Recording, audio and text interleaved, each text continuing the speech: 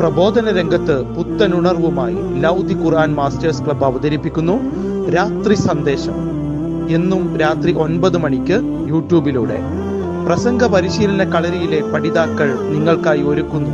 കേൾക്കുക, പ്രബുദ്ധരാവുക, മറ്റുള്ളവരിലേക്ക് എത്തിക്കുക. അസ്സലാമു അലൈക്കും വറഹ്മത്തുള്ളാഹി. അഊദു ബില്ലാഹി മിനശ് ശൈത്വാനിർ റജീം. ബിസ്മില്ലാഹിർ റഹ്മാനിർ റഹീം. അൽഹംദുലില്ലാഹ് വസ്സലാത്തു വസ്സലാമു അലാ റസൂലില്ലാഹ് വഅലാ ആലിഹി വഅസ്ഹാബിഹി അജ്മഈൻ. അമ്മാ ബഅദ്. റബ്ബി ഇശ്റഹ് ലി സദ്രി വയസ്സിർ ലി അംരി വഹ്ലുൽ ഉഖ്ദത മിൻ ലിസാനി യഫ്ഖഹു ഖൗലി. എൻ്റെ ശബ്ദം ശ്രവിക്കുന്ന മാന്യ ശ്രോതാക്കളെ, അസ്സലാമു അലൈക്കും വറഹ്മത്തുള്ളാഹി. റമദാൻ കഴിഞ്ഞ ഷവ്വാലിലാണ് നാം ഓരോരുത്തരും ഇന്ന് ഉള്ളത്.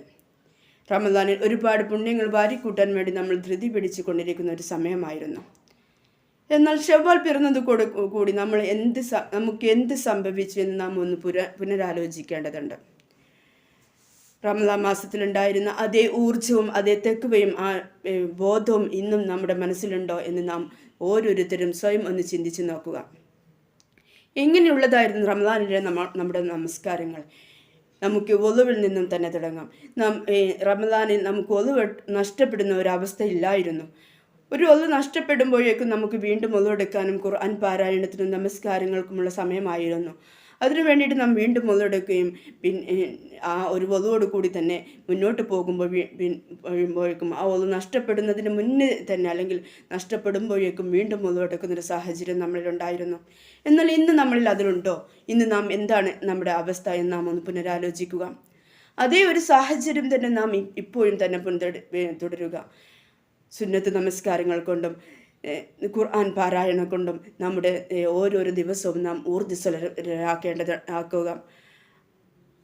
ഈ ഒരു ജീവിതശൈലിക്കുള്ള തുടക്കമാണ് ശരിക്കും റമദാൻ എന്ന് പറയുന്നത്. റമദാനിൽ മാത്രം അല്ല ഒരു മുസ്ലിമിൻ്റെ കർമ്മങ്ങൾ നാം ചെയ്യേണ്ടത്. ഒരു മുസ്ലിം എന്നും ആ ഒരു തെക്കുവയും സൂക്ഷ്മതയും നിലനിർത്തുക. സുന്നത്ത് നമസ്കാരങ്ങൾ കൊണ്ട് നമ്മുടെ റമദാനിലെ രാത്രിയെ നാം പവിത്രമാക്കിയിരുന്നുവെങ്കിൽ ചുരുങ്ങിയത് നമ്മുടെ വിത്ർ നമസ്കാരത്തിലെ ഒരു റക്അത്ത് നമസ്കരിച്ചു കൊണ്ടെങ്കിലും നിങ്ങളത് പിന്തുടരുക. അള്ളാഹുവിന് ഇഷ്ടം ഏറ്റവും ചെറിയ കർമ്മമാണെങ്കിലും അത് പിന്തുടരുന്ന അല്ലെങ്കിൽ തുടർന്നു പോകുന്ന കർമ്മങ്ങളെയായിരുന്നു അള്ളാഹു കൂടുതൽ ഇഷ്ടപ്പെട്ടിരുന്നത്. അതുകൊണ്ട് റമദാനിന് ശേഷം ആ ഒരു വിത്ർ നമസ്കാരത്തിൽ ഏറ്റവും ചെറുതായ ഒരു റക്അത്തെങ്കിലും അതിലേറെ സാധിക്കുന്നവർ അതിലേറെ ചെയ്തുകൊണ്ടും ആ ഒരു നമസ്കാരത്തെ പിന്തുടരുക. അതുപോലെ തന്നെ ഖുർആനുമായിട്ട് ഏറ്റവും അടുത്ത് നിൽക്കുന്നവരായിരുന്നു റമദാൻ മാസത്തിൽ നാം ഓരോരുത്തരും ഖുർആനിനെ അതേപോലെ തന്നെ കൊണ്ടുപോവുക. ഖുർആൻ പഠനത്തിലും ഖുർആൻ പഠിപ്പിക്കുന്നതിലും ഖുർആൻ മനഃപ്പാഠമാക്കുന്നതിലും തഫ്സീർ വായനയിലും നാം എത്രത്തോളം മുൻപന്തിയിലിരുന്നുവോ അത്രത്തോളം തന്നെ നാം പിന്തുടർന്നു പോകുക. അതോടൊപ്പം തന്നെ ശ്രദ്ധിക്കേണ്ട 2-3 വിഷയങ്ങളും കൂടെ ഞാനിവിടെ സൂചിപ്പിക്കുകയാണ്. നമ്മൾ കൂടുതൽ സംസാരങ്ങളുമായിട്ട് പോകുമായിരുന്നില്ല. വാട്സപ്പുകളിലൂടെ ആണെങ്കിലും അയൽവാസികൾ തമ്മിൽ ആയിട്ടും പരദൂഷണവും കുറ്റം പറച്ചിലുമായിട്ടൊന്നും ആയിക്കൊണ്ടിരിക്കാൻ നമുക്ക് റമദാൻ മാസത്തിൽ സമയമില്ലായിരുന്നു. അതുപോലെയുള്ള ദുസ്വഭാവങ്ങളിൽ നിന്നും പൂർണ്ണമായിട്ട് ഇനിയും നാം വിട്ടു നിൽക്കുക. അപ്പോഴാണ് നാം ഒരു യഥാർത്ഥ മുസ്ലിം ആകുന്നത്. അതുപോലെ തന്നെ അമിതമായ ദേഷ്യം നമ്മളിലായിരുന്നു. ആ അമിതമായ ദേഷ്യം നിയന്ത്രിക്കാൻ നമുക്ക് റമദാൻ മാസത്തിൽ സാധിച്ചെങ്കിൽ ഇനിയും നമുക്കതിന് സാധിക്കേണ്ടതുണ്ട്. നമ്മുടെ വീട്ടിലെ എത്രത്തോളം തെക്കുവയും സൂക്ഷ്മതയും ഉള്ളതാക്കിയോ വീട്ടിലെ ഓരോരോ അംഗങ്ങളെയും അതിന് പ്രേരിപ്പിച്ചുവോ അത് നാം തുടർന്നും കൊണ്ടുപോകുക. ഇത്രയും കാര്യങ്ങൾ ഓർമ്മപ്പെടുത്തിക്കൊണ്ട് ഞാൻ നിർത്തുന്നു. അൽഹംദുലില്ലാഹി റബ്ബിൽ ആലമീൻ. അസ്സലാമു അലൈക്കും.